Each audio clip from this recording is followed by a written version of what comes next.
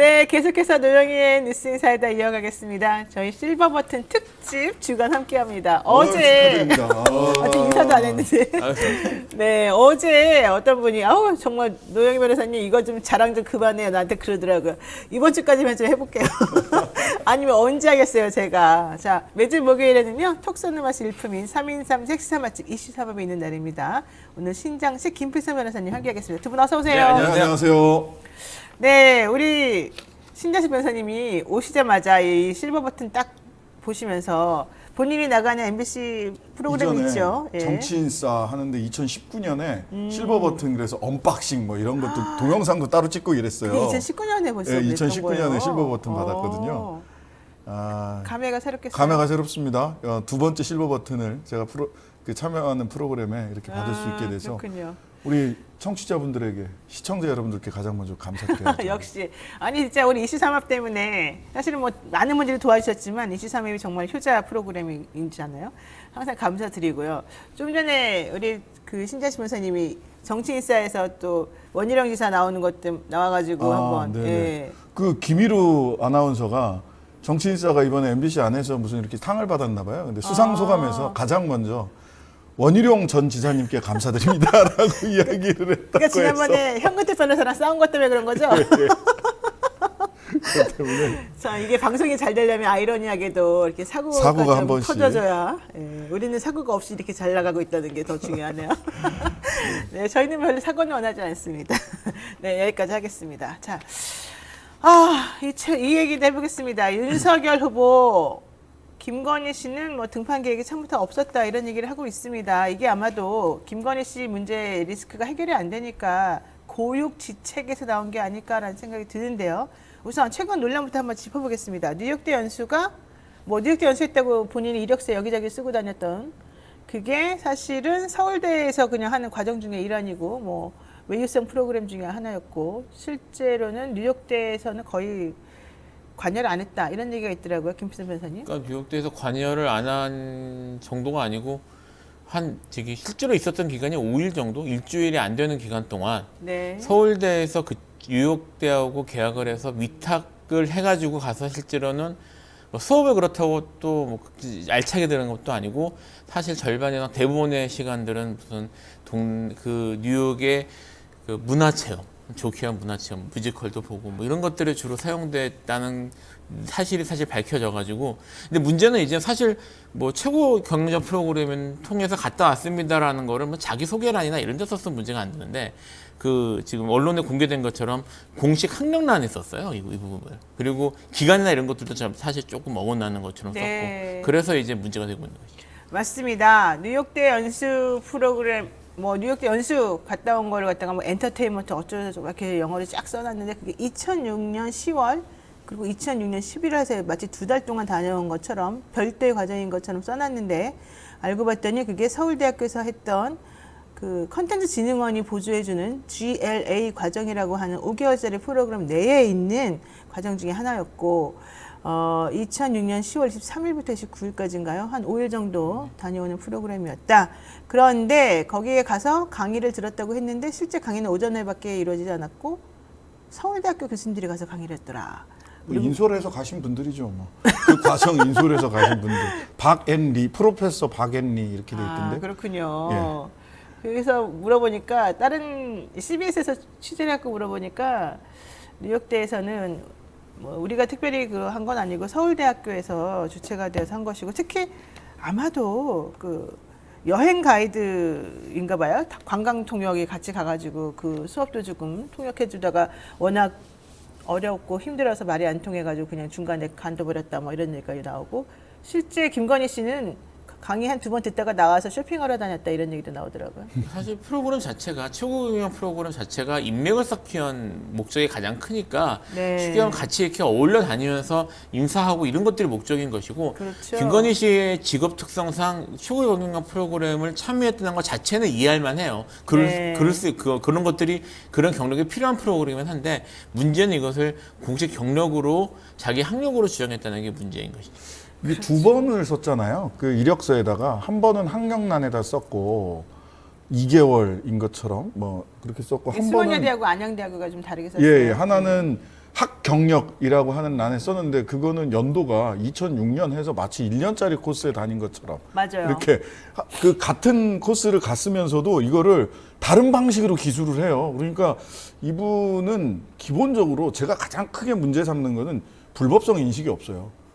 그냥 필요한 대로 조금씩 계속 바꿨어요, 그냥. 그래서 같은 경력도 다른 이력서에 살짝 바꿔서 써요. 이것도 두 번을 쓴 거예요. 하나는 학력란에다가 쓴 게 하나가 있고 마치 네. 2개월인가 한 것처럼 네. 또 하나는 학력 경력란에 쓴 게 있는데 이건 마치 1년인 것처럼 2006년 이렇게만 써 있단 말이죠. 이게 참 범인의 생각과 일반적인 그 불법성 인식을 가진 사람으로서는 좀 상상하기 어려운 방식으로 정말 학경력 기재하더라고요. 특이하더라고요. 그런데 더 웃긴 거는 제가 또 놀랐던 것 중에 하나가 국제 뭐 애니메이션 대상 이런 뭐 수상했다 이렇게 상 했던 받은 것도, 예, 그것도 애니메이션 대상이라서 애니메이션 그런 그림 같은 걸 그린 데서 대상을 받은 줄 알았더니 애니메이션 대상이라는 게 대회 이름이래요. 대회 이름의 대상이래요. 그럼 혹시 알아요? 어떤 거를? 그러니까 그분이 자기 수상 경력에다가 대상이라고 썼죠. 예, 그 대상 대상이라고 프로그램 썼죠. 자체가 원래 프로그램 이름이. 이름이 그런 대회 거 많이 이름이. 있어요. 무슨 뭐 그랑프리나 이런 식의 이름들은 많이 사용이 되고 사실 그쪽 업계에 계시는 분들이 진짜 좀 분노하는 거는 네, 분노하고 있어요, 진짜? 분노하는 근데 왜 이렇게 거는 조용해, 근데 그분들은 너무 점잖네. 아니 이제 언론에 잘 노출이 안 돼서 그렇지만 좀 관례 제가 이제 얘기를 좀 들어보면 네. 그 지금 문제가 되고 있는 뭐 서울 애니메이션 뭐 대상이 아니면 대한민국 애니메이션 대상 이런 프로그램들 자체가 애니메이션 업계에서 일하는 사람들한테는 엄청 받기 어려운 대단한 상들이라고 하더라고요. 그럼요. 그럼요. 예. 근데 이런 것들을 이런 식으로 쉽게 그냥 갖다가 이렇게 받았다는 식으로 하고 문제 이렇게 되는 걸 보면서 좀 허탈하다. 좀 거기에 대해서 허탈감 이상의 분노를 느끼시는 분들이 제가 좀 봤어요. 아니 당연히 허탈하겠죠. 나 같으면 진짜 데모라도 하고 싶을 것 같아요. 아니 그러니까 왜 그 무슨 그 아까 말씀한 애니메이션 대상이 대회 이름이 그냥 애니메이션 대상인 거잖아요. 거기에 출전을 했는지도 좀 불분명한데. 본인이 안 했대요. 예, 본인 그러면은 이름으로. 애니메이션 대상 출전 이게 이제 경력이 될지 모르겠지만 그러니까 뭐 그런 거잖아요. 뭐 월드 그랑프리 대회 이름이 월드 그랑프리 이런 데 있거든요. 테니스에도 있고 뭐 월드 투어, 월드 그랑프리 그다음에 자동차 경주 있잖아요. 네네. 예, F1 이런 데도 월드 그랑프리 이런 거 있거든요. 근데 거기 출전했는데 대상을 받았다. 말이 안 돼요, 앞뒤가. 그때 어쨌든 국민 세금으로 이게 콘텐츠진흥원에서 60% 지원해 주는데 그게 900만 원짜리 프로그램이었으니까 540만 원 정도는 사실 나라 세금으로 지원이 된 건데 그때 라이언킹 보고 타잔 보고 막 그랬다는 거잖아요. 그러니까 꽃보다 사랑님께서 이렇게 말씀하십니다. 라이언킹 보고 킹이 될 거라는 후일담이 있었습니다. 미리부터 이런 걸 예측하지는 않았겠죠, 설마. 근데 어쨌든 중요한 건 정말 천재다. 이렇게 얘기해 지금 경력해서 천재다 이런 얘기들 많이 하십니다. 근데 머리가 좋아서 천재가 아니라 사람이 가지고 있는 최소한의 불법성 인식을 뛰어넘을 수 있는 과감함이 천재적인 거죠. 과감하다. 근데 저는 김건희 씨는 그렇다고 차 욕심이 있으니까 본인이 돋보고 싶어서 그런 욕심 부렸다라고 인정하잖아요. 저는 그래서 그럴 수 있다고 봐요. 그런데 문제는 그 주변에서 지금 쉴드 치는 사람들이 솔직히 말해서 이시정 교수님은 왜 이렇게 쉴드를 잘 치십니까? 어제 저도 인터뷰를 깜짝 했는데 놀랐어요. 깜짝 놀랐습니다. 네. 너무 그 본인이 진짜 확신에 차 있더라고요. 왜 목소리나 그러는 거예요, 힘에 확신에 차 있어요. 왜 그럴까를 생각을 해보니까 그냥 평생 그렇게 주변에 그런 분들과 함께 사신 거예요. 그 남편이나 아들이나 또는 주변에 교류해왔던 분이나 이런 분들이 어제 이야기한 윤석열 후보 그 가난한 사람들 극빈자들은 네네네. 자유의 의미를 모른다라고 생각하는 게 실제로 어렵게 사시는 분들을 만나보지 못한 사람들이 추상적으로 자기가 생각하면 그렇거든요. 근데 이제 이분도 사실은 그런 삶을 주변에 조건이나 이런 것들이 그렇게 살아온 사람들 곁에서 그런 사람들과 어울려서 살아왔기 때문이 아닐까. 그다음에 굉장히 전근대적인 사고방식을 갖고 계세요.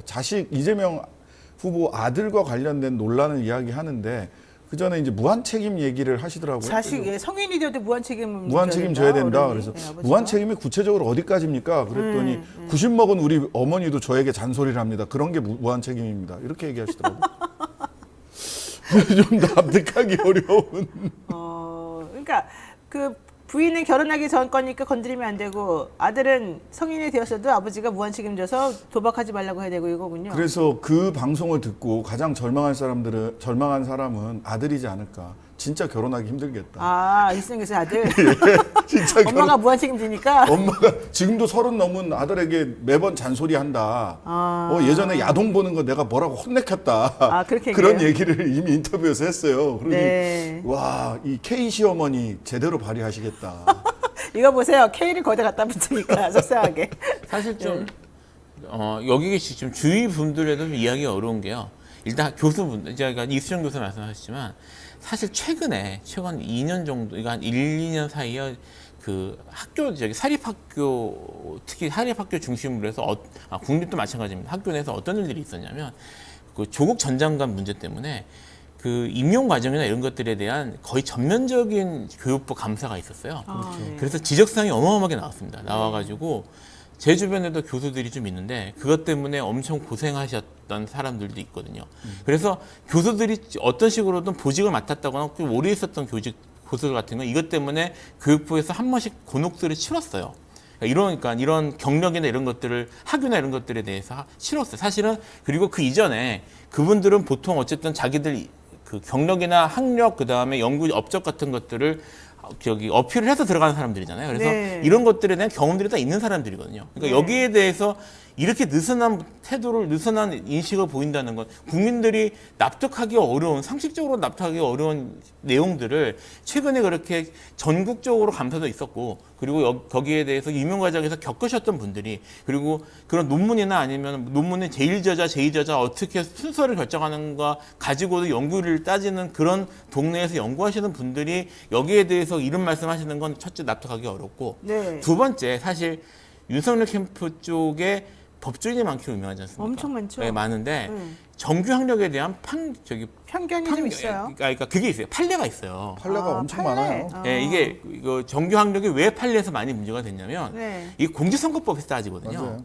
그래서 정규직선거에서 관련된 판례가 있는데 이 판례에서 이미 이제 20년 가까이 된 판례가 명확하게 어떤 경우를 정규 학력으로 본다라는 딱 규정이 딱 정해져 있고 네. 이것이 헌법재판소에서도 이 판례를 인용해서 그대로 개념을 쓰거든요. 그러니까 이게 법조계 내에서 확 확립된 개념이고 이 기준으로 볼 때는 사실 이런 아까 말씀하셨던 사실 2달이 아니라 1년을 갔다 왔다고 하더라도 이 과정을 정규학력으로 볼 수 없으면 명백해요. 명백해요. 명백하죠. 예, 명백해. 근데 여기에 대해서 이거를 아무런 꺼리낌 없이 거짓말을 하는 거거든요. 사실 법조인들 입장에서. 근데 그런 걸 교수님이 실려 쳐주시는 거네. 예, 그러니까 제가 아까 이수정 교수님 말씀도 네, 납득하기 어려운 거고, 네. 그저 사실 이수정 교수님 정도의 경력이면 뭐 보직 교수가 됐든 뭐든 경력은 충분할 거란 말입니다. 그렇죠. 예, 그럴 거고 주변에 있는 공직선거법 이 판례는 사실 주로 문제가 된 게 이제 거기서 문제가 된다. 그래야 형사재판에서 네네. 그러니까 검사 출신들이 여기에서 아무런 얘기도 안 하고 있다는 건 사실 심각한 거죠. 오히려 교수 출신 8명 국회의원들이 그 실드 치는 기자회견까지 했잖아요. 그것 때문에 이준석, 조수진 두 충돌의 방아쇠는 또 그 기자회견 때문에 그 시작이 때문이라고 됐고요. 얘기가 나왔죠. 그러니까요. 왜 안 쳐주냐, 뭐 기자회견 왜 하냐 그랬더니 이준석 대표가 그렇게 하면 안 된다. 그래가지고 싸웠다는 거잖아요. 상식에 어긋나잖아요. 사실 그렇죠. 제가 지금 뭐 제가 고등교육법이나 뭐 이런 거 사실 일반인들이 모를 수 있지만 국민의 상식에 그걸로 정규학력이 되라는 건 상식의 문제인데. 자, 그런데 어쨌든 더불어민주당 송영길 대표가 어제 아침 라디오에서 김건희 씨가 사석에서 윤 후보에게 반말하더라. 최순실 이상이 될 거다. 이렇게 말한 게 또 논란이 지금 되고 있지 않습니까? 이거는 어떻게 봐야 됩니까? 이게 파장은 다르지만 또 다른 당대표 리스크. 송영길 죄송한 말이면 이게 언제적 얘기입니까? 조선시대세요? 그러니까 하고 싶었던 조선시대세요? 말은 최순실처럼 오히려 김건희 씨가 그런 역할을 할 거다. 이게 말을 하고 싶었던 그 얘기죠. 거겠죠. 그 얘기를 하려면 네. 여러 가지 사례들이 있을 수 있어요. 처음에 그 허위 이력 학력 얘기 나왔을 때 겸임 교수와 시간 강사에 대한 사이에 이야기 대해서 막 했을 때 아침에는 그 얘기하면서 막 화냈잖아요. 누구한테 그 전날 그 얘기를 듣고 왔을까? 이건 김건희 씨한테 듣고 온 얘기다. 왜냐하면 김건희 씨도 똑같은 얘기를 했거든요. 그 전날. 그렇죠. 그 전날. 네. 그런 얘기를 한다거나 또는 개사과 얘기라든지 할 수 사과하는 있는 것도 얘기. 전부 다 부인이 시켜서 부인이 했다고 시켜서 나오니까. 했다. 부인이 네. 하라고 하더라. 네. 뭐 이런 얘기들 충분히 여러 가지로 실질적으로 말하자면 그 윤석열 후보의 여러 가지 정치적 결단이나 메시지에 굉장히 큰 영향력을 행사하고 있는 여러 가지 사례가 있는데 반말하는 걸 가지고 이게 조선시대입니까? 반말을. 원래 송영길 대표가 좀 그렇습니까? 좀 약간 그런 식입니까? 아니 뭐 잘은 모르겠는데요. 네. 뭐 약간 그렇다기보다는 이분이 이제 실은 인터뷰 요청을 하면 한동안 인터뷰를 안 하셨어요. 이렇게 나갈 때마다 구설을 네, 만드셔가지고. 또 만드셨죠. 네, 네. 근데 이제 이게 또 다리도 다치고 해가지고 오랜만에 한동안 인터뷰를 쉬셔서? 했는데 어. 오랜만에 인터뷰를 했는데 반말하는 걸 가지고 김혜경 여사도 이재명 후보에게 반말하는 걸로 알거든요. 제가. 우리도 반말하죠. 자, 그런데 어쨌든 최순실 이상이 될 것이다. 요점은 이제 김건희 씨가 혹은 뭐 부인이 이렇게 남편에게 지난한 영향력을 끼쳐가지고 보이지 않는 영향력을 행사해서 문제가 발생할 수 있다. 요게 요점이잖아요. 근데 그 얘기 근거로 반발을 했다는 게 반발을 예로 들었다는 게 그건 문제인 어쨌든 좀 건데. 잘못인데. 예, 이제 자, 사실 뭐 그런 뭐 저기 그 누굽니까? 뒷얘기 한번 해봐요. 그래서 그렇게 좀 될 가능성이 있을까요? 최순실 씨는 정말 사실 뭐 저기 그거는 이제 소문이긴 하지만 어쨌든 김건희 씨가 남편에게 영향력이 강력하고 그 네, 엄청 남편이 강력하다면서요. 강력하고 이제 김건희 씨한테 쩔쩔맨다라는 식의 얘기들. 그다음에 말씀하셨던 것처럼 그동안 있었던 여러 구설수들의 그 중에 상당 부분이 김건희 씨와 관련이 있고 나아가서 캠프에서도 김건희 씨에 대해서 어떻게 아무도 말을 아무 못한다. 말을 못한다는 얘기까지 있으니까 거기에 대한 공격을 하고 싶었던 것 같은데 하필이면 그 근거가 반말한다였기 때문에 사실은 지금 이제 젊은 세대들이 현재 이 대선에서 이제 중요한 스윙 보터들로 지금 이제 작용하고 있는 걸로 보이거든요. 근데 특히 젊은 사람들 입장에서는 매우 이제 이미지가 좋지 않을 수 있는 그런 말일 수도 있어서 사실 민주당에서 여기에 대해서 해프닝 정도로 생각하지 말고 좀 진지하게 메시지, 얘기해야 예, 돼요. 진지하게 좀 접근할 필요가 있을 것 같습니다. 근데 아무래도 이제 그 김건희 씨하고 윤석열 후보하고는 나이 차이가 조금 나니까 좀 나이 차이 많이 나는 사람들이 아무리 부부라도 반말은 좀 그렇다 뭐 이런 취지였을까요? 아, 저도 나이 차이가 좀 나는데 오. 근데 본인이 반말 많으세요? 제가 많죠. 저희 반말 쓰십니다. 그런 건 반말 상관없는 거예요. 쓰십니다. 여기 완전히 바뀌었는데 반말 쓰십니다. 그분은 반말 쓰시고, 저희 반말 본인은 쓰시고. 존댓말 쓰시고. 저는 존댓말 쓰고 진짜. 왜 그러는 거야? 역학관계가 왜 그러는 거예요? 원래는 그 저는 부분은? 존댓말 쓰고 싶었고요. 예. 그분은 반말 쓰고 싶으신 건데. 예, 극존칭을 하시네. 그래서 그것 때문은 아니라고 봐야죠. 근데 네. 실제로 김건희 씨와 관련해서 제가 뭐 어디서 방송이나 또는 인터뷰를 할 때 그 윤석열 선대위가 삼중구조 아니냐. 하나는 맞아요. 삼중구조라고. 예, 윤핵관 선대위가 있고 하나는 소위 총괄 상황본부 김종인 직계 라인이 있고 네. 그다음에 하나는 서초동 선대위에 있는 거 아니냐라고 해서 국민의힘 관련자들에게 서초동 선대위에 있는 거 아닙니까? 그러면 없습니다라고 얘기하는 사람이 지금까지 딱 한 명 있었어요. 누구요? 나머지는 전부 다 저는 잘 모릅니다. 저는 잘 모릅니다. 없습니다. 말하는 사람 없습니다라고 누구예요? 말하는 사람이 김근식 교수입니다. 아, 그분은 거기 안 꼈구만. 내가 저 봤으니까. 없습니다라고 얘기. 제가 유일하게 그러면은 단언해서 말씀드리겠습니다. 서초동 선대위는 없습니다. 이렇게 얘기를 했거든요. 근데 나머지 분들은 없습니다라고 얘기하시는 분이 없어요. 소위 윤핵관 쪽에 물어봐도 없습니다라고 얘기하는 분이 없고 저는 잘 모릅니다. 저는 모릅니다. 그리고 이핵관 쪽에 물어봐도 저는 잘 모릅니다. 이렇게 얘기를 하지 없습니다라고 얘기하는 사람이 아무도 없어요. 그러니까 딱 한 명입니다. 김근식 교수는 아마도 서초동 선대위가 아니라 서초동 이거기 때문에 없다고 말했을 거예요. 거기는 그거는. 저기죠. 잘 총괄 모르구나. 상황본부 소속이니까 김종인 라인으로 들어가 계신 분이라서 있어도 없다라고 얘기를 해야 그쪽에 영이 섭니다. 사실은. 자, 김근식 교수님 말은 제가 정확히 잘 많이 믿지 않기 때문에 더 이상 말하지 않겠습니다. 근데 중요한 건 그게 아니라 어쨌든 간에 그렇게 오히려 정말로 대통령이 되면 대통령보다 더 위에서 뭔가 영향력 행사할 수 있는 소지가 다분하다, 위험하다, 이제 이런 뜻으로 일단 해석은 됩니다. 그런데 윤석열 후보가 갑자기 동아일보 인터뷰하면서 제2부속실 없애겠다, 영부인이라는 말을 안 쓰면 좋겠다. 우리 와이프는 원래 정치를 매우 싫어하기 때문에 등판할 계획이 없었다 이렇게 얘기를 했단 말이에요. 이건 뭐예요, 갑자기? 이게 뭐 사실 리스크가 계속 된다고 보통 생각을 하니까 말씀을 하시는 것 같은데 사실 그동안에 보였던 행보들이나 얘기들 하고 그건 아니잖아요. 사실 완전히 못 안 흔드는 맞죠. 거죠. 이게 지금 네. 애초에 이게 지금 올해 이게 지금 11월 5일 날 아마 후보로 이제 선출되셨을 네네. 텐데 그 후보 선출된 자리에서 본선에 들어가면 안 해도 일정 부분 역할을 할 것이라고 네, 그때부터 그렇게 했어요. 말씀하셨어요. 맨날 했어요. 하고 제가 그 후에도 이번에 사실 문제가 됐던 지금 언론 지금 이제 얘기가 나왔던 뉴욕대 뭐 경력이나 이런 것들도 이게 김건희 씨가 나와서 직접 나와서 스스로 인터뷰를 하는 상황에서 사실 문제가 커진 것들이거든요. 그러니까 그동안 정말 안 나설 거였으면 이 정도 커지진 않았을 수도 있어요. 그러니까 원래는 밑자락을 깔았잖아요. 나오라고. 네. 그래서 이준석 대표라든가 다른 사람들이 금태섭 의원이라 네, 전 네. 의원이라든가 내가 전화해 보니까 그래 생각보다 괜찮더라. 자기 일에 열심히 하는 사람이더라. 이랬고 자기 일에 진심인 사람이다. 김건희 이렇게 씨도 얘기했죠. 전화할 때 나 언제든지 나갈 등판할 준비돼 있다. 불러만 달라 이랬잖아요. 자신 있다. 심지어. 네, 네. 그래서 저는 솔직히 좀 조용해지면 다시 나오려고 할 가능성도 그렇죠. 있지 않을까라는 당연히 생각도 그렇죠. 듭니다. 솔직히 저는. 지금 이렇게 말해도 네. 앞으로 또 나올 수 있겠다.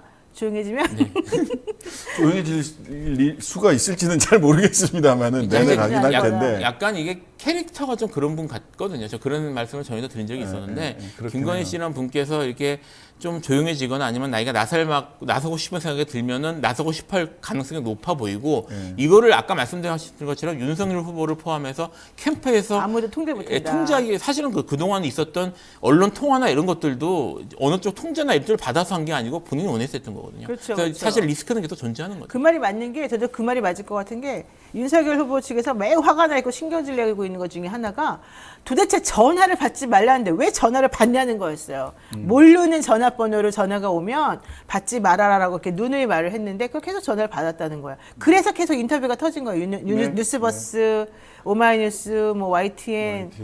그러니까 이분은 어쨌든 그러니까 스스로가 어쨌든 뭔가 말을 하고 싶어하는 말하고 거죠. 싶고 전면에 나서고 싶고 약간 이렇게 주목받고 싶으신 분인 것 같아요. 근데 돋보이고 싶은 욕심이 있는 약간 거구나. 그런 캐릭터가 좀 그게 강한 게 아닌가 싶은 생각도 좀 듭니다. 그러면 남편이 원래 계획이 없다고 한 말은 그냥 궁여지책이고 실제는 나올 수 있겠다. 이렇게 깊이 생각하고 말하는 말이 아닐 수도 있습니다. 솔직히 말씀드리면. 하여튼간에 오늘만 사는 답변이다. 저는 이렇게 보는데요. 네. 아니 이게 본인 이야기들이 아까 김필성 변호사님 말씀하셨지만 11월 5일날 정확하게 워딩이 어땠냐면 후보 선출된 네, 다음에 네, 네. 본선에서는 후보 부인으로서 국민이 기대하는 최소한의 역할을 해야 하지 않겠나. 국민의 기대를 갖다 붙였어요. 네. 그다음에 적절한 시점에 활동하겠다. 그 7일 엊그제 날 직전까지 나오는 계속했던 얘기고 그런 얘기. 구영식 기자 오마이뉴스 구영식 기자랑 그 통화할 때 김건희 씨가 본인이 언제 등판하는 게 좋겠어요? 하고 기자님 조언해 주세요. 저 뭐 자신 있습니다. 네. 이렇게 얘기를 했고 금태섭은 자신의 일에 진심인 분입니다. 저를 기억하고 있었어요. 저는 오히려 기억을 못했는데 이렇게 얘기했던 분이 갑자기 이 영부인 폐지하자, 제2부속실 폐지하자. 제2부속실 폐지는 뭐 할 수도 있고 안 할 수도 있다고 저는 생각을 해요. 네. 왜냐하면 이게 딱 짜여진 소위 큰이라는 바깥 양반을 잘 내조하는 영부인의 상 이런 것들을 지금까지 강화해왔던 네, 것이 네. 또한 사실이기 때문에 그렇죠. 폐지할 수 있다고 봐요. 근데 왜 애꿎은 영부인을 폐지를 해? 그러니까. 영부인은 죄가 없어요. 영부인이라는 자리는 죄가 없습니다. 김건희 씨에게 의혹이 있는 것이지. 왜 죄 없는 영부인한테 탓을 하냐는 거지. 네, 자, 우리가 또 흥분을 가라앉히고 다음 주제 넘어가야 될 것 같습니다. 이게 하면은 얘기를 하면 끝이 없어요. 자, 지금 노영의 뉴스인 사이다 신장식 변호사 그리고 김필성 변호사와 함께 목요일 이슈 삼합하고 있습니다. 자, 국민의힘 선대위 내용 얘기를 한번 해보겠습니다. 이건 너무너무 다이나믹해가지고 재밌는데 일단 그 전에 윤석열 국민의힘 대선 후보가 전북에 있는 대학교 학생들하고 얘기를 하는 과정 중에서 극빈층에 배운 것이 없으면 자유가 뭔지 모른다. 이러면서 또 실언을 한 게 있단 말이죠. 자, 한번 들어보겠습니다. 극빈의 생활을 하고 배운 것이 없는 사람은 자유가 뭔지도 모를 뿐 아니라 자유가 왜 개인에게 필요한지에 대한 그 필요성 자체를 느끼지를 못합니다.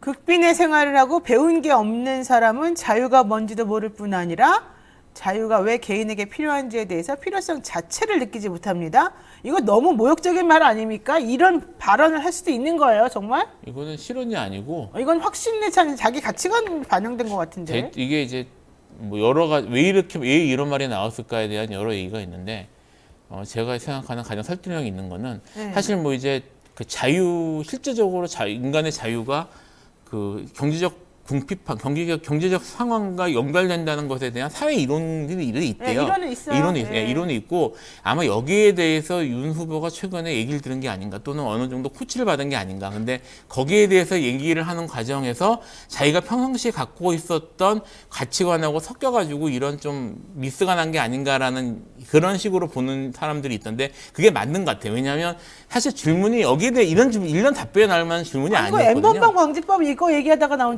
여기에 대해서 본인이 지적인 그런 것들을 좀 말씀하고 싶었던 것 같은데 뭐 그까지 그럴 수 있다고 봅니다. 근데 사실 이건 실언이 아니라 본인의 가치관이 드러난 거예요. 네. 소신이에요, 소신. 전 이분이 말한 것 중에 실언은 거의 없다고 봐요. 다 자기 생각이라고 봐요. 예, 솔직히 그래서 말해서. 사실 실언이라는 말 자체가 말 실수다. 뭐 그 그건 전에 언론이 감싸주는 거지. 예, 솔직히. 그 전에 무슨 뭐 저기 초반에는 뭐 여의도 문법을 잘 모른다 뭐 이런 식의 얘기가 나오는데 네. 예, 사실 그게 아니라 본인의 진심이 나온 거죠. 맞아요. 그렇죠. 근데 어떻게 왜 이런 동문서답을 해도 됩니까? 도대체 뭡니까? 일단 본인이 아는 게 없다. 뭐 이런 얘기들을 비판을 많이 받으니까 좀 지식을 과시하고 싶었던 것 같아요. 본인이 아는 게 없다고 자꾸 얘기를 예, 들으니까. 얘기를 하니까 능력 없고 아는 게 없다. 사회화가 덜 돼 있다. 어제 어플리케이션 얘기까지 하면 업데이트가 안 돼 있고 사회화가 덜 돼 있다. 이런 생각을 하게 되는데요. 26년간 검찰청 청사만 왔다 갔다 해서 그런지도 모르겠습니다. 근데 일단 자본주의 역사를 모르는 거고 네. 자유에 대한 개념 장착도 안 돼 있다. 네. 이게 보면 그 150만 원 이하로도 충분히 일할 수 있다. 가난한 사람들은 부정식품도 먹을 수 있다. 최저임금 이하로 일하고 싶은 사람 너무나 많다. 이런 얘기들은 소위 자본주의 초기에 그 엔클로저 운동 할 때나 이런 말하자면 그 당시에 극단적 자유주의 네, 엔클로저 그런 운동. 때 그런 때 나왔던 얘기예요. 네. 이렇게 자유를 생각하는 사람 없습니다. 사실 그 다음에 이제 실질적 자유가 보장되느냐 아니면은 형식적 자유가 보장되느냐라고 하는 접근해서 본다면 사실 네. 경제적 여유가 없으면 사고 싶은 옷, 가고 싶은 곳, 먹고 싶은 음식 못 먹죠. 네. 그러다 보니까 실질적인 자유를 보장하기 위해서는 경제적인 어느 정도의 부가 따라줘야지. 뒷받침돼야 된다라고 네, 네. 하는 이야기를 조리 있게 하면 되잖아요. 그렇죠. 근데 그런 게 아니에요. 조리 있게. 예, 그런 게 아니라 여기 나온 거는 자유가 그렇네요. 뭔지도 모른다. 네. 극빈층 4.19 혁명, 3.1절, 3.1운동, 그 다음에 더 멀리 가면 스파르타쿠스의 반란, 노예들의 반란, 전부 다 가난한 사람들이 자유를 갈망하면서 일으킨 민주주의를 진전시킨 전역이나 이런 걸 일이에요. 다 그렇게 만들어졌죠. 예. 그럼요. 아니 근데 도대체 누가 가해를 해주는지 모르겠어요. 이분 원래 가해 선생님들이 주변에 많다 그랬잖아요. 이건 과외받은 게 아니고 제가 보기엔 네, 그냥 과외를 못 받은 건가? 본인 가치관이에요. 그거는 같이 이제 이 주제를 꺼집어낸 건 과외를 받았기 때문일 거고. 근데 이제 그럼에도 불구하고 여기에 충분히 잘 이해하지 못한 상태에서 본인의 가치관이 나온 거라고 봐야죠. 이해 못한 상황에서. 그러니까 제가 사실 이것만이 아니라 뭐 지금 이제 여기 아까는 아까 잠깐 얘기 나왔던 것 같은데 이제 무슨 구직 앱이나 이런 것들 보면서 사실 이분이 그 추구하는 제가 사실 처음부터 좀 느꼈던 건데 이분이 추구하는 이미지는 좀 지적인 것에 특히 기술적인 거나 과학기술에 관련된 그런 좀 진보적인 내용들에 대해서 어느 정도 개념이 있고 추진하는 그런 듯한 모습들을 보이고 싶어 하는 것 같아요. 보니까. 본인의 이미지를 그렇게 만들고 예, 싶어요? 만들고 싶어 하는 것 같아요. 안 돼요. 그만 하지 마세요. 다른 이미지로 가시는 게 나아요. 그건 좀 어려울 것 같은데. 그러니까 아무래도. 처음에 서울대 반도체 연구원하고 그러니까. 그런 데 갔었죠. 그리고 네. 계속 코로나 대책에 대해서도 데이터 얘기를 많이 하고 있고요. 주로 지금 계속 그런 걸 언급하면서 좀 이런 사실 이야기도 본인은 되게 억울하다고 생각할 수도 있을 것 같은 느낌이 왜 드는 뭐가 게 억울해요? 억울해. 왜냐면 결론적으로는 복지하자는 얘기를 한 거거든요. 자기는 복지. 복지하자. 그 사람들을 도와주자는 네, 얘기다. 도와주자는 얘기를 하는 건데 처음에 그런 식으로 흘러갔는데 복지하자는 얘기가 그 출발점이 결국은 그런 뭐 돈 없으면 가난한 사람들은 자유도 몰라 뭐 이런 그 사람들은 사실 그런 쪽으로 출발한 거거든요. 아니 근데 말이 안 되는 게 제가 보기엔 질문을 이해 못하는 것 같아요. 질문도 왜냐면 이해 못했어요. 이 상황에서 질문은 N번방 방지법을 반대하는 이유가 뭡니까? 차별금지법을 반대하는 이유가 뭡니까? 이 질문이에요. 맞아요. 근데 거기에다 대고 이런 말이 왜 나와요? 복지해주자, 도와주자란 말하고도 안 맞는 거잖아요. 이게 이제 그냥 그 의식의 흐름에 따라서 이거 그 통신의 자유. 돈 없는 그럼 사람은 자유. 자유를 못 느껴. 뭐 이렇게 되는 거고 이 개념 자체가 어쨌든 자유의 개념을 잘 이해를 못 하고 있는 게 있는 거고 네. 두 번째는 복지에 대해서 얘기를 한다고 하더라도 네. 언제적 복지 얘기야? 구율법 시절의 복지 얘기를 하고 있는 거예요. 도와줘야 된다, 지원해야 된다, 시혜를 베풀어야 된다라는 거거든요. 근데 시혜. 예, 시혜적 복지, 자녀적 복지 이렇게 얘기를 하잖아요. 그러니까 네. 복지는 이미 시민의 권리다라고 하는 권리로서의 복지라고 하는 것이 그 개념으로 전환된 지가 언제입니까? 형사법만 읽어봤나 봐. 사회법이라는 영역이 왜 생겼어요? 복지를 보장해줘야 된다, 권리로서 보장해줘야 된다라고 하는 얘기를 언제부터 했는데 세상에 여전히 복지를 그냥 채러티, 구휼법 시대, 네. 못 먹는 사람한테 굶어 죽는 사람한테 밥 줘야 된다. 이런 수준으로 복지에 접근하고 있는 겁니다. 그렇군요. OKK님 이렇게 말씀하세요. 이거 정말 맞는 말인 것 같은데요. 전문 분야인 음주 문화에 대한 질문을 했어야 되는데 대학생이 질문을 잘못한 겁니다. 이수정 반성하세요. 교사는 이렇게 실드 칠 것 같아요. 이렇게 말해요. 정말 대학생이 잘못 말한 거네요. 질문을. 어쨌든 계속 본인은 그런 좀 지적인 그런 이미지를 계속 보여주고 싶어 하는 것 같아요. 그러면서 이런 실수들이 나오는 것 같다는 느낌이 좀. 난 실수란 말 좀 안 했으면 좋겠어요. 왜 맨날 실수라 그래요? 아이고, 이게 실수예요, 솔직히? 소신이. 사실 정확히 말하면 바닥에 드러났던 말이 맞아요. 아니 왜 이래 갑자기? 야 우리가 이렇게 또 한 명의 인간을 망가뜨리는구나. 아유, 김필성 이러다 큰일 자. 나겠는데. 가자 골드 버튼. 여러분 우리가 이렇게 지금 온몸을 다 바쳐 이 방송하고 있다는 거. 실버 버튼이니까. 네, 실버 버튼이니까. 실버 받았으니까. 자, 좋습니다. 자, 지금 이제 이준석 대표 얘기를 안 할 수가 없습니다. 저 요즘 이준석 대표 너무 짠해가지고 뭔가 좀 도와주고 싶은 마음이 그냥 막 뭉게뭉게 피어나요. 이준석 대표가 말했습니다. 내가 사라져야지 윤석열 후보가 잘 된다고 말했던 사람들한테 물어봐라. 내가 지금 떠나는 것에 대해서 이렇게 말한 적이 있는데 이 어떤 심경일까요? 이거 정의당 소속으로서 선거도 나가보고 그러셨잖아요. 네네. 어떻습니까? 우리 신재수 변호사님은. 뭐 이준석 선수는 지금 본인의 정치적 자산을 유실시키지 이 과정에서 대선 과정에서 정치적 자산을 유실시키지 않기 위해서 최선을 다하고 있는 겁니다. 본인 나름으로 자기 정치를 위해서? 자기 정치를 위해서 최선을 다하고 있는 거죠. 네. 이게 이준석 대표는 이게 굉장히 무슨 뭐 전략의 차이 대전략이 그렇죠, 없다 말하나. 이렇게 얘기를 한단 말이에요. 이제 네. 대전략이라는 게 뭐냐면 본인은 세대 포이론이라고 얘기를 해요. 20대, 30대와 60대가 40대, 50대 소위 586들 네. 를 포위하자라고 하는데 이거 거짓말이고요. 제가 보기에는 첫 번째는 세대 포이론이 20, 30대가 60대와 손잡고 다른 세대를 포위하자가 아니에요. 20대, 30대 여성들은 버리고 가자잖아요. 그렇죠. 이대남이 전략 자기 자체가 정치적 원래 자산이니까 그랬죠. 예. 원래 그 전략을 자꾸 세대 포이론이라고 이야기하는 것 본인도 자체가 포장을 좀 정확하지 해야지, 않아요. 본인도. 예. 그 다음에 두 번째는 아까도 말씀드렸다시피 본인이 가지고 있는 게 이대남들의 정치적 지지란 말이에요. 네. 그 자산이 자칫하면 다 유실될 수 있겠구나라는 것 때문에 그 유실을 방지해야 된다.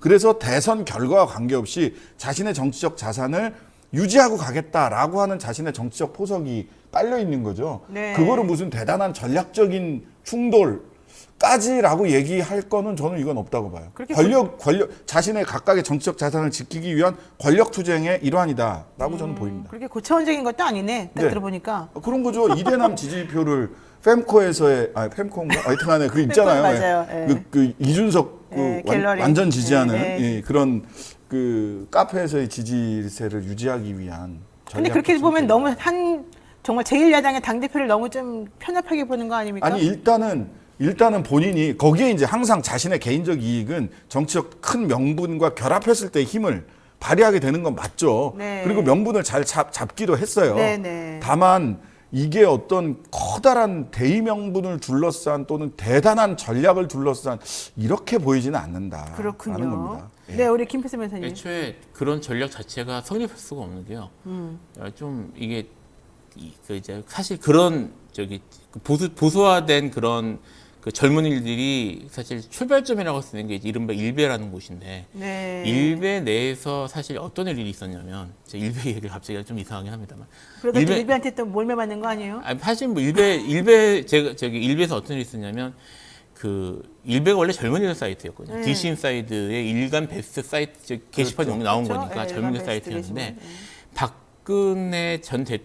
박근혜 그 탄핵 시절에 여기가 보수 커뮤니티의 중심이라는 그런 이미지가 막 유명해지면서 이른바 그 어르신들 태극기 부대에 있는 분들이 일베에 엄청 많이 쏟아졌더라고요. 그래서 그 내에서 젊은 사람들과 저기 나이 든 사람들 사이에 충돌이 세대 엄청나게 갈등이 있었죠. 벌어지고 거기서 결국은 젊은 사람들이 상당히 많이 밀려서 이제 다른 사이트로 퍼져가면서 그게 fem코예요? 원래 fem코나 아니면 무슨 뭐 이제 MLB나 뭐 이렇게 부르는 그런 사이트들이 급격히 보수화되는 결과가 그렇게 돼요. 이게 일종의 이렇게 밀려나는 상황이 있었거든요. 그러니까 그 젊은 세대들 같은 경우에는 이른바 태극기 부대에 대해서 그래서 강력한 반감이 있어요. 자기들끼리 내부의 일입니다. 네네. 그래서 지금 그들을 그러니까 같은 보수적인 모습을 보인다고 하더라도 세부적인 측면에 있어서는 많은 차이가 있어요. 예를 들어 저기 태극기나 뭐 이렇게 60대 이상의 분들 같은 경우에는 옛날에 그러면 산업화 시대에 무슨 박정희 향수 이런 것들이 있다고 한다면 네. 지금 젊은 세대들은 성향이 보수적인 거지 거기에 대한 그런 게 있는 게 아니거든요. 그리고 네. 그런 감정적인 것들도 쌓여 있기 때문에 실제로 그거를 같이 묶어서 간다는 것 자체가 그런 말이 거기서 먹혔다면 그거는 내부에서 그 젊은 세대들에 대한 이해도가 거기 계시는 어르신들이 이해를 못 하고 있다는 얘기예요. 뭐 이준석 대표도 아마 이 상황에 대해서 어느 정도 알고 있어야 될 겁니다. 근데 그거는 자기 명분으로 사용한 것으로 보이고 네. 지금 말씀하신 것처럼 그럼 이준석 대표가 이렇게 나서는 것이 자기의 뭐 어떤 목적 때문이냐? 저는 단기적인 그리고 사실은 자기의 정책 자산을 잃어버리게 생겼거든요. 네. 지금 이수영 교수 들어오고 신지희 씨 들어오면서 완전히 자기가 사실 이쪽에 궁지에 궁지에 몰린 몰렸잖아요. 상태니까 자기가 어쩔 수 없이 이렇게 선택하는 것처럼 보이는데 다만 이 과정이 정치적으로 정말 그러면 좀 자기가 명분도 서고 그림이 괜찮게 나가야 돼요. 네. 이게 사실 뭐 그게 이제 탈출해야 되니까. 예, 여기서. 해야 되는데 과정이 조수진 최고위원하고 부딪히고 나가는 과정이 사실은 당 대표가 좀 모양새가 빠졌어요. 모양이 많이 빠지게 네. 사실 하고 있거든요. 그 점에 있어서 지금 저기 신철 교수님 말씀하셨던 것처럼 무슨 큰 뭐 그림이나 아니면 이런 질서 있는 퇴각을 하는 것이 아니라 제가 보기에는 그냥 그 자기가 원래 자기의 주요 지지층인 그런 저기 커뮤니티 사이트에서 사실은 댓글로 싸울 때 하는 듯한 모습하고 거의 비슷한 그런 심리 상태를 보이는 것 같거든요. 다만 이준석 그 대표는 굉장히 그런 그 기회포착 틈새를 딱 노리고 들어가서 쐐기 박듯이 그렇죠. 그런 거기서 거 자신의 딱 치고 빠지잖아요. 예, 치고 빠지고 네. 하는 건 굉장히 능하거든요. 네. 근데 그런 면에서 보자면 굉장히 이번에도 정치적 포인트나 기회는 잘 이게 잡았어. 이렇게까지 할 필요가 있나 싶은 생각이 한편으로 드는가 하면 지금 조수진 울었잖아요. 그다음에 윤석열 그 후보도 눈이 울었어요. 아니 네. 그것도 민주주의지라고 얘기를 했다가 아니 일단 김종인 총괄이 한번 이렇게 좀 정리 좀 해주세요. 그 중재를 해주세요라고 김종인 총괄한테 넘겼죠. 근데 언론에서 김종인 총괄에게 전권을 줬다라는 건 말도 안 되는 말도 안 얘기입니다. 되지. 아니 인사권도 안 주는데 무슨 전권이에요. 권한이라는 게 인사권에서 돈과 인사에서 나오는 거예요. 예산을 핸들링할 수 있느냐, 인사를 할 수 있느냐에서 나오는데 네. 윤핵관 그대로 주고 소통을 강화하고 소통의 중심에 김종인 총괄이 있어주면 된다라고 그리고 뭐 그립감 얘기하고 하는데. 그립감을 하려면 그립을 줄 수 있는 몸뚱이가 있어야지. 권한이 있어야지. 자기 뭘 손 꽉 그립하라는 거야? 팔 아프게. 서로 이러고 있어야 된다는 거예요? 네. 그러니까 결과적으로는 네. 김종인 총괄에게 얼마나 윤석열 후보가 권한을 줄 거냐. 뭐 후보 중심으로 가니까. 근데 쉽지 않아 보여요. 네, 어제 솔직히 그 말 믿는 사람도 없지만 일단 그래도 명분은 세워줘야 되니까 그립감을 뭐 꽉 주겠다 해서 그렇시라 했다 여기까지면 그냥 우리가 그런 듯이 받아들이고 이준석 대표도 그렇게 말하더만요. 에이, 이 김종인 위원장이 10년 전에 그분이 아닙니다. 매우 어려울 것입니다. 뭐안될 이렇게 겁니다. 인터뷰했어요. 이렇게 딱 안 잘라 된다고 말했어요. 얘기해버리더라고요. 본인이 우리는 척하면 척 서로 다 아는 사이인데 그분이 이제 그런 힘이 없어요. 그러니까 뭐 사실 지금 김종인 위원 지금 어떻게 불러야지 총괄 위원장이 네. 사실은 이준석 대표가 데려온 사람이나 마찬가지인 그렇죠. 상황이어서 네. 지금 여기에 대해서 이준석 대표가 이런 식으로 물러난 상태면 김종인 혼자 남았거든요, 위원장. 아니, 혼자 그리고 남은 거예요. 이렇게 말하잖아요. 솔직히 말해서 이준석 대표도 이렇게 생각하는 거야. 김정인 위원장은 앞에서 말하고 자기 같은 사람이 실행조로서 이렇게 밑에서 깔아줘야 되는데 내가 지금 떠났는데 김정인 위원장 혼자 뭘 하겠느냐. 자기는 내가 안 될 거라고 본다. 이렇게 말하고 있어요. 유일한 방법은 네. 사실은 이제 이준석 대표가 재미있는 거는 후보가 원하는 게 요구하는 게 있으면 그건 또 당대표로서 다 하겠다 이렇게 얘기를 했어요. 뭔가 여지를 남겨뒀죠. 네. 그러니까 김종인 총괄이 문을 열어줄 수 있는 여지를 남겨뒀는데 이거는 어떤 전략적 타협이나 뭐 이런 게 아니라 지지율에 따라서 달라질 겁니다. 윤 후보 지지율이 더 떨어지면 지푸라기라도 잡아야 되겠죠. 네, 더 떨어지길 바랄 수도 있어요. 내부적으로 솔직히 예. 솔직한 심정으로. 그럴 수 있어요. 네. 김종인, 이준석 같은 경우는 더 떨어져야 본인의 정치적 가치, 가치가 높아지니까. 이준석이 가지고 있는 정치적 자산을 다시 끌고 들어와야 된다라고 하는 게 있을 수 있기 때문에. 하지만 제 생각에는 설사 그런 상황이 오더라도 윤석열 캠프 쪽에서 이제 사실은 안 하겠다. 그쪽에서 지금 완전히 이제 장악했잖아요. 네. 장악한 상태에서 다만 이제 이게 아직 이준석 대표가 당대표 지위에 있기 때문에 이게 결국 당비를 사실 돈 예산 관계에 대해서는 여전히 영향력을 행사할 수 있을 것 같거든요. 그래요? 그런 식으로 충돌이 갈 수 있지 않을까 싶은 생각은 드는데 그게 지금 돈은 그래도 권성동 사무총장이 꽉 잡고 있는 거 아니에요? 그거 당대표 돈 못 쓰는 걸로 알고 있는데. 뭐 어쨌든 뭐 당대표니까 자기가 당대표고 기본적으로는 그 당에 대해서는 자기가 최고 그거라서 뭐 그런 식으로 부딪힐 가능성은 있을 가능성도 있습니다만 네. 아마 위기 상황이 온다고 하더라도 권력을 내놓을 것 같지는 않습니다. 제가. 그래요? 뭐 더 이상 권력이 있나요 이 상황에서? 어쨌든 윤석열 캠프 쪽에서 양보할 것은 알겠습니다. 않습니다. 알겠습니다. 어쨌든 내년에 네. 그 선거 공천장 주고 할 때 옥새 들고 나르실 가능성이 공천장이 중요하구나. 예. 그렇죠. 선관위에 공천장 줄 때 대표 도장 지켜야 되거든요. 좋습니다. 자, 내가 솔직히 이준석 대표 얘기 더 하고 싶은데 지금 시간이 없어서 못하겠습니다. 자, 대장동 키맨 김문기 씨가 사망했죠? 자, 신장식 변호사 김필선 변호사와 함께하는 이슈 삼합에서 마지막 주제입니다. 김문기 성남도시개발공사 1처장이죠.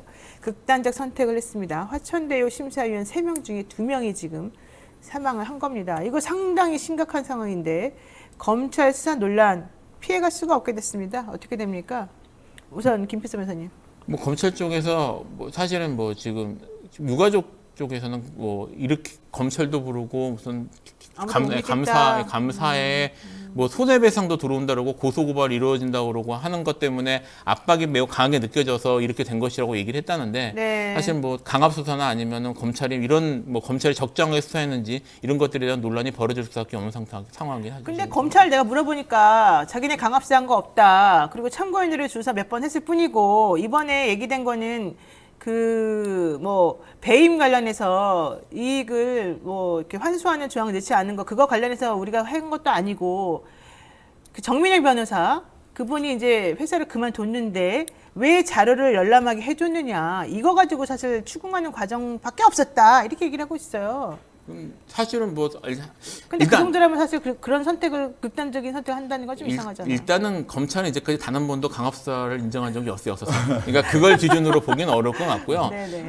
근데 상황이 이렇게 되면은 개인적인 개인적으로 압박을 느낄 만한 상황이었던 건 분명히 보입니다. 근데 이제 단순히 수사의 압박이나 사실은 뭐 자기 인생이나 이런 것들이 뭐 망가질 수 있는 상황이니까 그것 때문인지 아니면 그 외에 다른 이유가 있었는지는 사실 뭐 좀 지켜봐야 되겠죠. 자, 그다음에 지금 신장식 변호사님한테 네. 질문이 자꾸 들어옵니다. 네. 신장식 변호사님 정의당 소속이신 걸로 알고 있는데 심상정 의원이 자꾸 이 김문기 사망과 관련해서 이재명 후보에게 빨리 때려치고 사죄하고 어쩌고저쩌고 말하는 거 이거 어떻게 보십니까? 이런 질문이에요. 이제 일단 저는 그 방송 진행을 해야 되기 때문에 당적을 없다. 정리를 했고요. 예. 여러분 당적을 정리했답니다. 그럼 일단. 방송 진행자로서의 네. 네. 진행자로서의 좋습니다. 이 공정성 시비를 그 차단하기 위해서 항상 한 거고요. 자로젠 듯한 중립을 지향하는 그럼요. 사람으로서. 네. 예, 자로젠 듯한 중립. 네. 예. 그다음에 근데 첫 번째는 아직 부검 결과가 나오지 않았기 때문에 극단적 선택을 했다라고 그 표현하는 거는 추정이라고 추정으로. 현재까지는 그렇게 얘기를 하는 게 좋을 것 같고요. 그래서 네. 숨진 채 발견됐다 정도가 객관적 표현인 것 네, 같고요. 네, 네. 두 번째는 네. 이게 이제 한 4번 정도 조사를 검찰에서 2번, 경찰에서 1번, 감사에서 1번 해서 네, 4번 징계- 정도 징계한다고 그래서 징계한다고 화났다. 그래서 그리고 네. 본인이 어쨌든 평생은 아니지만 어쨌든 봉직했던 곳에서 중징계하고 고발하겠다, 형사 고발하겠다라고 네, 네. 하면 보통의 사람들은 엄청난 압박을 충격을 느끼게 받는다? 됩니다. 엄청난 압박을 느껴요. 사람마다 조금 다를 수 있죠. 멘탈 네. 갑인 사람도 있겠지만 엄청난 압박을 느끼게 되는 거고요. 그 다음에 의혹의 핵심은 뭐냐면 두 가지인 것 같아요. 하나는 그 말하자면 뭐 흔히 뭐 이렇게까지 말을 하는 게 어떨지 모르겠지만 무슨 주변에서 다른 정치적 압박이 있었던 거 아니냐. 근데요, 일본과는 달리 대한민국은 자식들을 위해서, 가족들을 위해서, 본인의 명예를 위해서 극단적 선택을 하는 경우는 있지만 보스를 위해서 극단적 선택을 하는 경우는 저는 본 적이 없어요. 원래 우리나라는 좀 그래요. 원래 우리나라는 그런 사람, 일본은 그런 사무라이 문화가 정신 있어요. 때문에 사무라이 네, 정신 뭐 뭐가 이런 게 있다고. 있어가지고 네, 네. 자기 영주나 보스를 위해서 네. 그런 선택을 하기도 해요. 네. 하지만 우리나라는 자기 그 자식들이나 가족들을 위해서, 그러니까 자식들에게 먹고 살 길을 마지막까지 남겨주기 위해서 또는 마지막에 그래도 불명예스러운 아빠나 엄마가 되지 않기 위해서 선택을 하는 경우는 있지만 가족을 위해서는. 예, 가족을 위해서는 그럴 수 있지만 보스를 위해서 극단적 선택을 한 사례는 저는 잘 못 찾겠더라고요. 그래서 이런 의혹을 그런 쪽으로 의혹을 제기하는 방식은 네. 사실은 현실에는 맞지 않는다. 오히려 어떤 압박을 현실적으로 받았을까? 본인의 행위와 그 행위가 그 어떤 결과로 나왔을 때 가족들이 받게 되는 불이익이 뭐였을까? 전 이런 쪽이 오히려 가능성이 높지 않을까라고 생각을 합니다. 근데 원희룡 제주지사 이렇게 말하잖아요. 전 제주지사가 보이지 않는 손이 작동하는지 의문이다. 유한기, 김문기 휴대폰은 포렌식 해가지고 또 제3의 죽음을 막아야 된다. 이러면서 마치 이재명 후보가 연관되어 있는 듯이 지금 계속 약간 냄새를 피우고 있거든요. 이거 그건 어떻게 뭐 보세요? 정치적인 정치적인 거다? 격전의 액션이죠. 사실 이게 어찌되었든 여기 김문기 씨가 이렇게 사망한 것에 대해서 네네. 이재명 후보 입장에서는 부담스러울 수밖에 없고요. 다시 또 대장동 이슈가 전면에 떠오르는 계기도 될 수 있기 때문에 거기에 대해서 정치적 공격을 하는 거죠. 그러면은 뭐 그건 정치적인 뿐이다. 별로 그거는 신경 쓸 필요는 없다. 그럼 이 사건의 본질은 그냥 도시개발공사의 유동규, 뭐 유한기, 김문기 이런 사람들 그냥 라인에서 벌어진 일이다. 이렇게 보는 게 맞아요. 그거는 사실 그건 들여다봐야죠. 그건 제가 지금 뭐 저도 진실을 아는 건 아니니까 정말 관련성이 아는 건 아니니까 네. 뭐 거기에 대해서 제가 확실하게 말씀드릴 수는 없는 거지만 네. 뭐 그렇다고 지금 그 원희룡 전 제주지사가 뭐 특별한 자료나 이런 걸 가지고 증거를 갖고 하는 말이라고 보기는 어렵고 만약 그런 게 있으면 사실 공개할 겁니다. 지금 상황에서는 공개할 거라서 그러진 않을 것 같고 공개가 안 되는 걸 보면 예. 그냥 자기도 혼자 있는 내피셜이다. 그냥 이 보이지 않는 손이 작동하는지 의문 이게 굉장히 애매한 얘기잖아요. 이미지만 주면 돼요. 그리고 아무런 의문이 없다라고 밝혀진다고 하더라도 그 전에 그 얘기 있지 않습니까?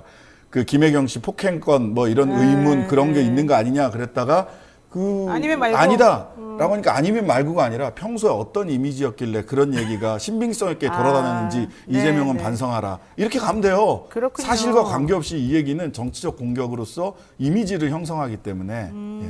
하나만 더 말씀을 드리면 아까 이제 신자 변호사님도 사실 하고 어떻게 좀 같은 취지라고 할 수가 있는데 우리나라에서 정말 죽어줬으면 좋겠다는 사람이 죽는 경우는 자살이라고 보기는 어려울 수 있어요. 우리 흔히 마티즈 탄다는 말 있잖아요. 제가 막 세다. 말이 센데 그럼 오늘 진짜 왜 그러는 거예요, 김필수 변호사님? 그러니까 제가 지금 다 드리는 말씀은 뭐냐면 네. 이런 식으로 그런 이유 때문에 자살하는 경우는 없고요. 정말 그게 문제가 있으면 타살 의혹이 나올 수밖에 없을 거예요. 그러니까 지금 아까 부검 말씀하셨는데 네. 제가 마티즈 탄 게 아니냐는 의혹이 있는 사건을 해본 적이 있거든요. 또 해본 적이 역시 예, 역시 예, 근데 부검 결과나 이런 거 보면 결국은 이제 그 어떻게 됐냐면 열린 상태로 사건이 끝났어요. 그러니까 결론은 아니다. 자살인지 아닌지 네. 확실하지 않다는 식으로 끝나게 했는데 좋습니다. 그런 경우에는 부검 결과나 이런 걸 들여다보면 의혹이 남습니다. 알았어요. 그러니까 그거 봐야 될 것 같아요. 국민의힘 쪽에서 이 얘기를 합니다. 이재명 후보가 김문기 씨에게 뭔가 압력을 행사했을 것이다. 이런 뉘앙스를 풍기면서 하나 나온 것 중에 하나가 이재명 후보가 난 몰랐다. 시장 때 그 사람 이렇게 말하니까 사진 하나 공개했어요. 2009년도에 뭐 뒤에서 이렇게 사진 찍은 거 9박 10일 출장 같이 갔다 이러면서 이 얘기는 어떻게 봐요? 그래요 그러면? 사실 그거하고 이제 어디 세미나 같이 나온 사진 이렇게 두 개 공개를 두개 했는데 나왔어요. 네. 그것만 가지고는 가깝다고 말하기는 어려울 수는 사진 있습니다. 같이 찍히는 거는 중요하지 않아요? 예, 왜냐하면 사실 네. 뭐 세미나 같은 경우에 같은 패널로 나가서 뭐 하는 그런데 자주 나가는 사람들 같은 경우에는 패널 저쪽에 있는 사람 다 기억하고 가깝기 때문에 패널로 나가는 건 아니고요. 네. 그리고 뭐 그런 수행이나 이런 것들 이게 그런 다니는 경우에도 사실 뭐 이렇게 사람들이 필요한 사람들 조직에 따라 가는 거라서 가까이 있는 게 한번 찍혔다고 해서 가까운 사이라고 그걸로 단정할 수는 없는데 네. 그러니까 그런 것들을 보려면 그런 사진들만이 아니라 추가적으로 증거가 좀 나와야 될 거다고. 그렇군요. 네, 우리 신 변호사님. 네? 대장동 이거 어떻게 가야 됩니까? 마지막 질문. 대장동요? 이거는 지금 사전에 다 모든 것이 다 밝혀지지 않는다. 그런데 대장동 사안 자체가 여러 가지 이해관계와 욕망이 막 교직돼 있다고 해야 되나? 천이 꼬이듯이 막 이렇게 꼬여 있어서 하나로 나타난 거기 때문에 누가 일관되게 처음부터 끝까지 이걸 설계해서 사업이 진행될 수 있는 성격의 것이 아니에요. 각각의 일면의 진실들이 쭉 있는데 각각의 일면의 진실들 중에서 본인에게 유리하다고 생각되는 꼬투리만 잡고 그 선만 당기면서 지금 배를 울리는 거거든요. 그래서 전체 진실을 파악하는 것은 실제로 쉽지 않다라고 하는 것을 전제로 해야 된다. 다만 밝혀지지 않은 것들은 밝혀야죠. 50억 클럽 알겠습니다. 이야기, 알겠습니다. 부산저축은행 이야기 이런 것들은 밝혀야 되는 거죠. 자, 제가 말씀드립니다. 제가 지난번 남북변사 접견하고 하는데 김만배 씨도 한번 접견하고 오겠습니다. 그래서 한번 전체적으로 정리를 한번 할 때가 있을 겁니다. 우리 방송에서만 할 거죠, 제가. 네, 자 노영의 뉴스인사이다 오늘 할 얘기 많았는데 여기까지 정리를 하고요. 정말 특집으로도 하나 뭘 해야 될 것 같습니다. 자, 오늘 두 분 말씀 고맙습니다. 고맙습니다. 네, 감사합니다. 네, 오늘 방송 저희가 준비한 거 여기까지인데요. 지금 구독자 애칭 이벤트 진행 중이죠. 유튜브 채널 들어오시고요. 커뮤니티 탭을 클릭하시면 이벤트 내용 상세하게 작성되어 있습니다. 5만 원권 됩니다. 5만 원, 여러분. 20분 추첨하니까요. 응원 댓글 많이 달아주시고요. 우리 애칭 한번 좀 생각해보세요. 저는 영친왕 추천합니다. 영친왕. 영희 친구들 왕짱. 영친왕. 어떠세요? 이거 제가 그냥 생각해낸 건데.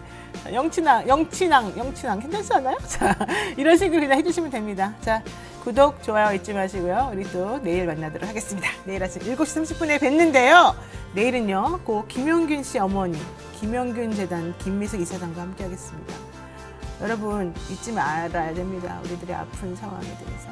자, 내일 아침 7시 30분에 다시 뵙겠습니다. 고맙습니다.